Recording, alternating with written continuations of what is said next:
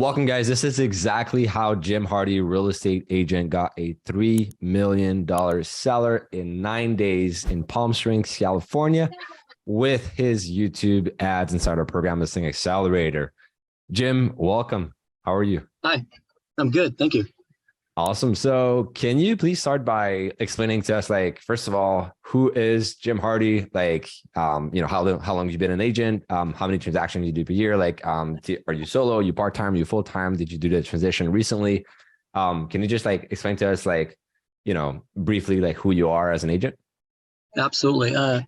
I've been an agent for a little over 5 years now. 4.5 years of those, I was a part-time agent. I wasn't able to provide the service that I really wanted to provide. I worked for a big, huge company full-time, and I knew going into when I made the leap into doing real estate fully, is I wanted to go a digital way. I wanted to go in some way, shape, or form, because I know that's where the trend is. It was obvious to me. So when it popped up in my Instagram feed, I was like, oh, I saved it, and I did a little research on it, and I looked them up, things like that. And I was impressed with that, and once that happened, some other ones popped up, but I just didn't feel like, I felt like they were like cookie cutter stuff. Everybody was always doing cookie cutter stuff. And what I love about what's going on with this is that I'm able to brand it to my image, to what I want to do. Right. And I can boost it immensely. So, over my 4 years, I've done like maybe 12 transactions. It was because I was, part-time. And then I started doing transaction coordinating service with my wife, because she got certified as a TC, and then she went and got her license. So really, I'm a single agent, but once I get somebody in escrow, she takes over with the paperwork, and just make sure that it just takes it home. And, and that way I can focus on service to the clients. And it's, I love doing this. It's fun. Absolutely love doing this. And creating value for people so that people can get to know me better. Especially it feels like I'm like a new agent busting out, but I've laid the groundwork prior to this, like even prior to, I don't know, Michael can attest to this, I had scripts already. I had things that I wanted to do and in place. And I'm like, hey, what about this? I kind of threw it out of my, whatever. And he's like, whoa, slow down, do these things. Let's get this thing and dial it in. And I appreciated that. I needed somebody to give me some brevity.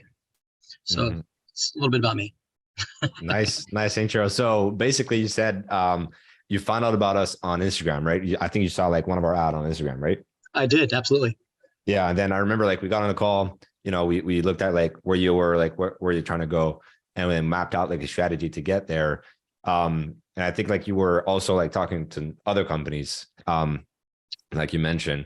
Curious to know, like, what got you to like decide to move forward with us, instead of like, you said like the cookie cutter thing, but like, how did you knew we were not like another cookie cutter company? And was that the only factor? That wasn't the only factor. It was you, Michael. It really was. When we had our video meeting about it, you had some scripted things in there, and I understood that. I understood what you were doing, because a lot of people do that. But when I prodded you about, the process of making the Google ads, the Google YouTube ads, and what have you, going from there, and how you're going to help me do that, I felt like that was a huge factor for me. Absolutely. So knowing that, you have modules to put us through, and you go fast, which is fine, because you can pause it and do the step and then continue. But, at the same time, to get the ad going, it was asking like, what do you need from me? And you were able to do that. But I chose you because you just, I just got a good sense. I feel like I have a good sense of people, and you weren't too big yet. And I like people that aren't too big yet, because, you can grow with them. And, I see you as a young guy that is really making a name for himself. And I love being a part of that growth as well. And I had the means to do this, and you're not killing us on the fee to start, right? Knowing that we have all these other little fees that just sort of pop up on us, and you're just making sure that you're getting your clients and you're providing value, and then that's what I liked about working with you. So yeah, there was part of his fee, but really it was really about you. Nice, got it. Appreciate that. So when you joined the program, came on the coaching call, like digested the content, the modules. and we talked together on like actually executing the strategy. Or is there something that like you immediately recognized that you needed to fix or implement in your business? Yeah. Just, the focus, like the real focus on and be more succinct in the video. That made a big difference. And, that's why I ended up changing my ad a little bit, so I wasn't repeating myself so much. Because a while ago I paid for like a ClickFunnels sales copy. It was, you pay a one-time fee and they give you access to it. And it's an outstanding tool to help build something based on what you're looking to do, right? And using Go High Level that you provide, I was familiar with it. I tested it even on my own because I'm looking at automating and stuff. Here's the dream, guys. This is all I want to do. I want to wake up in the morning, look at my calendar, and okay, I got appointments. That's all I really wanted to be able to do. But I needed to do the work so that happened. So like end goal is I wake up, I look up, and that's what I wanted to do. And one day that happened, and I was like, oh, it's starting to come true, right? Yeah. And the change I had to make was just being able to drill down, because you got to start with the big picture and then now these are the steps that I got to take to get to there, and go from there. And I was impressed with it. You have the ability to create, like, okay, hang on, we're going to do this, maybe not do that kind of thing, and getting that insight, because sometimes and I've mentioned this, I'm like, oh, and I'll push somebody to they're like, forget it, I don't want to work with you. And I'm hyper aware of that. So sometimes I need to be able to pull back and just like, okay, what's the best way to kind of approach them? And those are kind of the changes I have to make sure that I'm not too pushy and pushing people away. Right. Yeah. I mean, I don't think it's a bad thing. Like, I think you're just like super creative, right? Like I have this as well, where like I have a bunch of ideas. I want to do this, and that, because I know like I'll help you in the, with the next steps. But like, it's something I have to work on as well myself. Like I need to like step back and be like, okay, like there's 20 different things I could do. And it's funny, I'm reading the book, The One Thing, by Gary Keller. I don't know if you read it. Yeah. But like, and I'm reading it right now, but you have to focus on like one specific thing that's like the bottleneck, right? I call this like the bottleneck. What is it? Like, if you just focus on this one thing, everything else will just unlock. So that's why like, I think we just need to focus on like the first big roadblock. Once that's tackled, then on to the next one. Because like otherwise we just found ourselves like working on like 20 different projects. So we're spending our time. Yeah, exactly. Turning your wheels, and then you're spending your time, energy, money, and focus on like different things, but they're not going anywhere. Whereas if you focus on just one thing, you can go like way further, Right. So first things first. Yeah. So can you talk a bit about like the process of how we actually got that seller? First of all, like you launched the campaign, 9 days later, you got like I think it was a phone appointment with that seller. That's worth like $3 million in Palm Springs. Beautiful, beautiful house. Honestly, I've never seen a house like that beautiful. And the funny thing is like they started sending pictures as well, which is like really uncommon. So can you walk to us, like walk through like the process of like how that happened from A to Z? Okay. I remember it specifically because it was like my first time going into a movie theater when my phone blew up, and I'm like, I'm having to mute my phone, and I'm in the movie and I see this. I can't remember.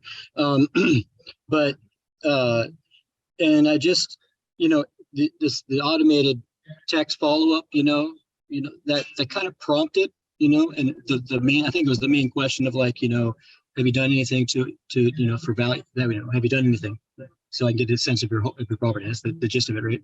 Yeah. And like, have you done anything like, oh, to like upgrade your house? And he's like, oh yeah, here, boom, boom, boom, boom. He sends me all these Dropbox pictures into the text. I'm like, I showed my wife. I'm like, going, holy cow, this house is beautiful, and then we, and I set through the texting is when I set the appointment.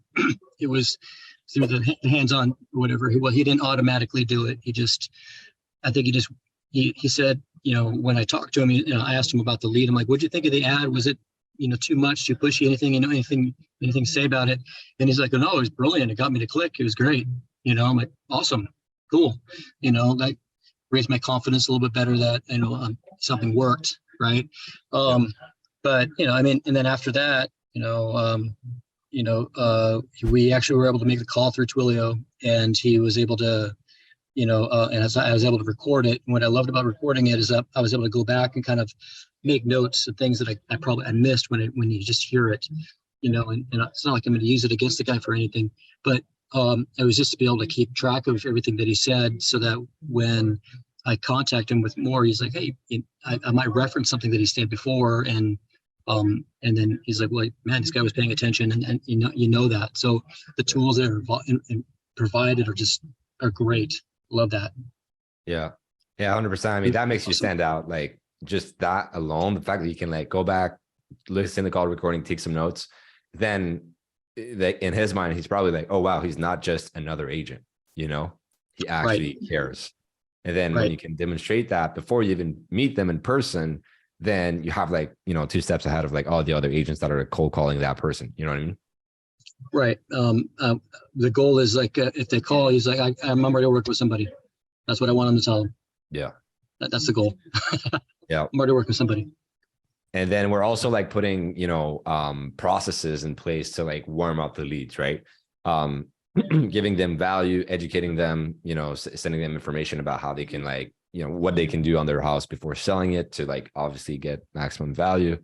And then warming them up through videos.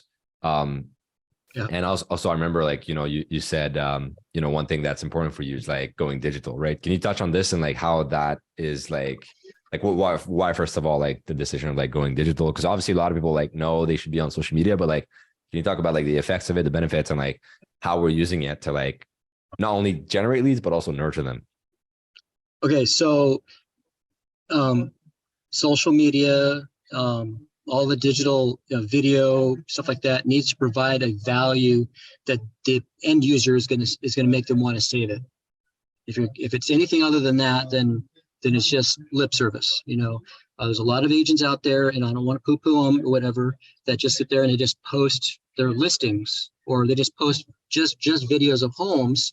And that's great and all, but if you're not providing a value when you do that, why would they ever want to save it? Why would they ever want to follow you? Why would they ever want to contact you? Right? That kind of thing. Raise questions, create conversations, and give them solutions to problems that are happening today, right? Things that are going on right now. Because it should, your Instagram feed, your YouTube videos, all should be different a year ago from what you're doing now, because you should be adjusting to what the market is, which is what we always do anyway. So one of the things that I like to do is, my goal is to push everybody in there now. Like, everybody's like, right now we have a geotag, right? That's 25 miles away from my current location.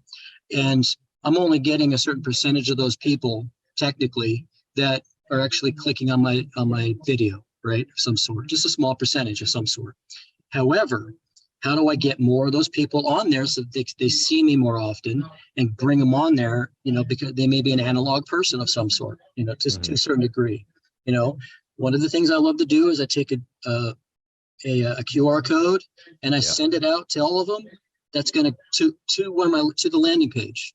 That gets focused people off, online on there. And then once I did like, what's the value of your home? Find out how many sellers, how many buyers are looking for your house, right?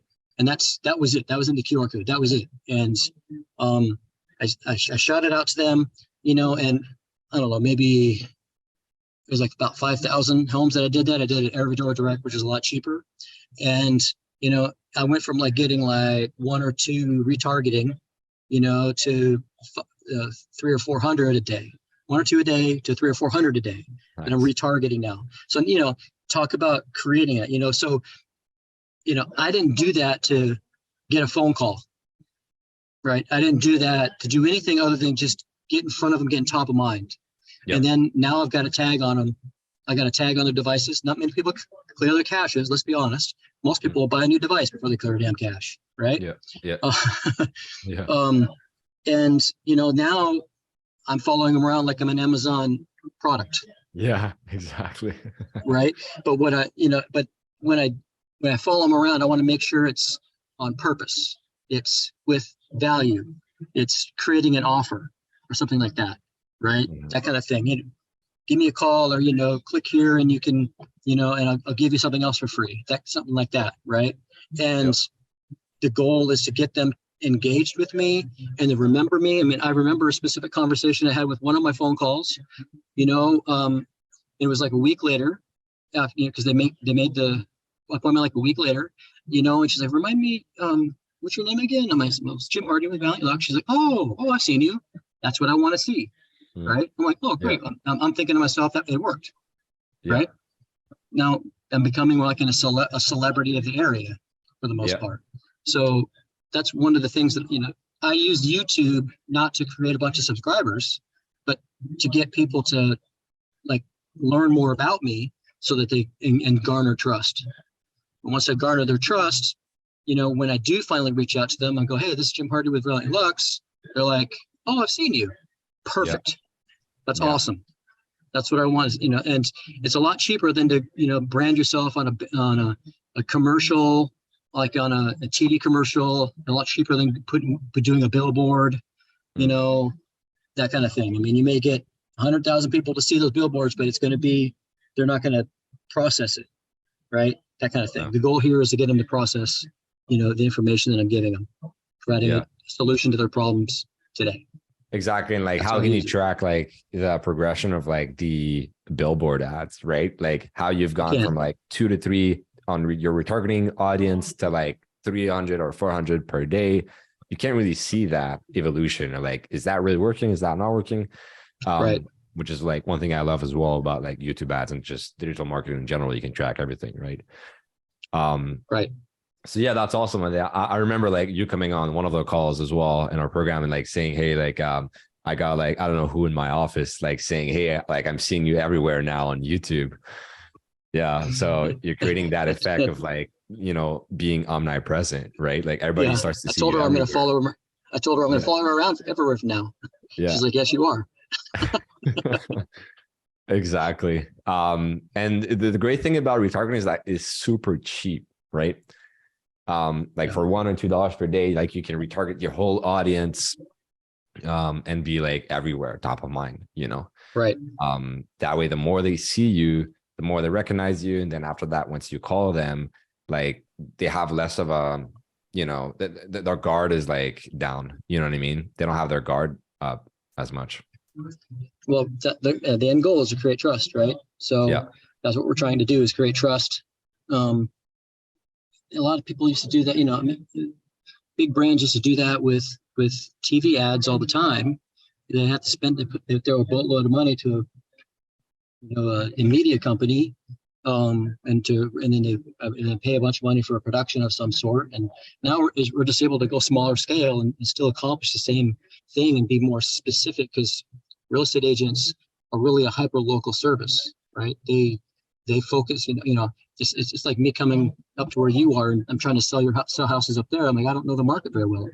I get a general sense of it, but I don't know the market up there where, sure, offer this when they might be offered, $30,000 more than what they should. Sure. Things like that, or even less, and then I'm not getting anything. So it's real estate agents are super local, and keep it super local. Don't be greedy, just be super local and provide value. Yeah, exactly. So just want to like go over like a few numbers basically with your YouTube ad campaign. So I think like we spent around like what $1,000 on YouTube ads so far. We got like 17 leads, sell leads, about like 6 phone appointments with qualified sellers that they actually like booked a time, or you were able to like get them on a call at a specific day and time they were expecting your call. We have reminders being sent out to them, so they make sure that, we make sure they actually pick up, and we increase like the show up rate. And then you went on like one physical listing appointment in person. And then obviously you're in communication with like one beautiful $3 million property that should be worth, close to like $60,000 in commission if it actually ends up or pan out in the future. And then I think you mentioned one stat that's really important is like recently, your recent leads, you're able to get 40% of them on an appointment, right? Correct. Yeah. Like I may get like an opt-in of like like 5 or 6%, but 40% of those actually make an appointment. Yeah. So, everything needs to be congruent, right? So that's the gist of it. So, if I cast a net of like 100,000 people in a month, right, and I'm able to narrow that net down to people that are interested, and get 7 or 8 phone appointments, that's pretty darn good at the budget you're paying, right, for $1,000. Yeah. 100,000 views or 100,000 impressions, narrow it down to, I forget what the number is, where you have actual clicks of like about 1%. So that's 1,000 that actually, right? Yeah. Maybe a little under 1,000 that actually click on the ad. And then furthermore, they make it, but a 40% of those, or whatever will actually make, you just sort of just narrow it down. That's what a funnel does, right? Does that whole thing, so, and then the retargeting is to just keep bringing them back, keep giving them value. Cause sometimes people need, convincing, right? Yeah. Like, who's this guy? I've seen him before. Skeptical. Yeah. Yeah. Who's, why, he looks young. He doesn't know anything, that kind of stuff. And, and you just dispel it. Yeah. You just dispel it with value and knowledge and persistence, and try not to over persist. Right. And it's going to happen. You're building that pipeline. Like right now, the focus is building the pipeline. I mean, I'm still considered kind of new, really. Let's be honest. I'm a little over 5 years into this, and I really didn't start until like July of just being able to do this. But I've been building before this. I've been working on scripts and things like that before this, and I just needed some help with that, and you were able to help with that immensely, because who knows about Google ads, and somebody that works with the funnels, so that you can build it the right way so that it'll deliver. Yeah. 100%. Yeah, that's super important. Like, one thing as well, like if we do the math, like real quick, like $1,000 invested in ads, we divide that by like 6 appointments over the phone. It's basically approximately like $160-ish per qualified appointment with a seller. That's coming from like a simple, predictable, scalable, and automated system, right? Like you said, your goal was like to wake up to like automated appointments where like you have literally nothing to do except like just pick up the phone and call them at a specific day and time.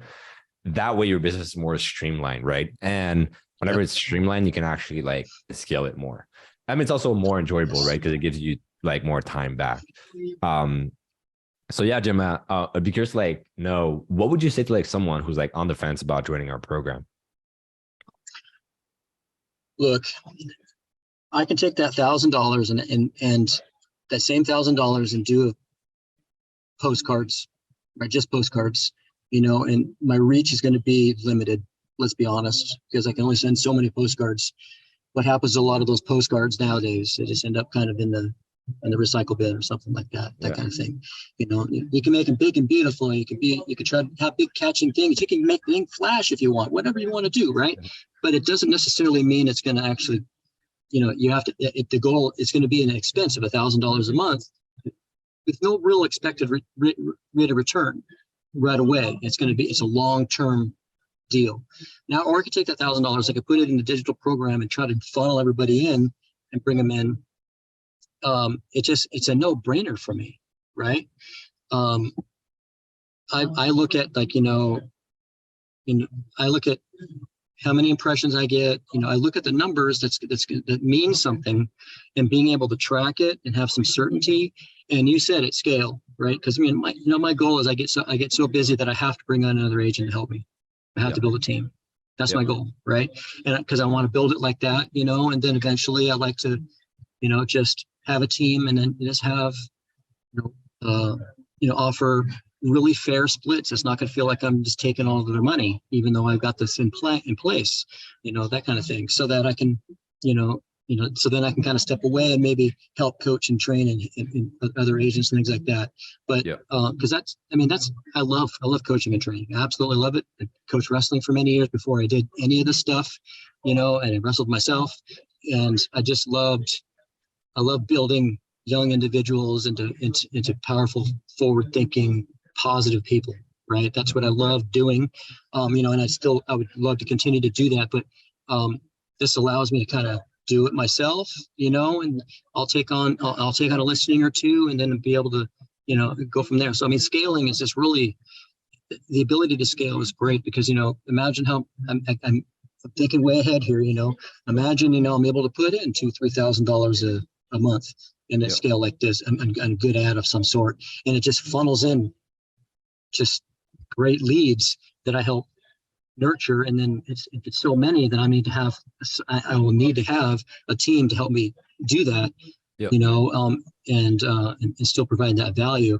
It's a system that really, it's not invasive, right? Because it's still an ad of some sort. People can still ignore you.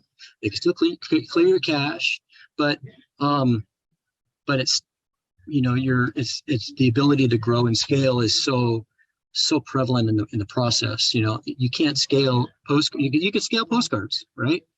And but the problem with scaling, you know, there's a lot, the return on it, and there's a lot of question marks in the process of that, which is I'm a little bit more of a person that likes to have some certainty plan in place. Yep. Totally. So Jim, like, can you talk to us about, like, to finalize the interview, like, what are like the next steps for you? Like, you talked about, you know, obviously, you know, honing in like the ads, like optimizing everything in your funnel to like eventually scale that and, you know, have potentially a team.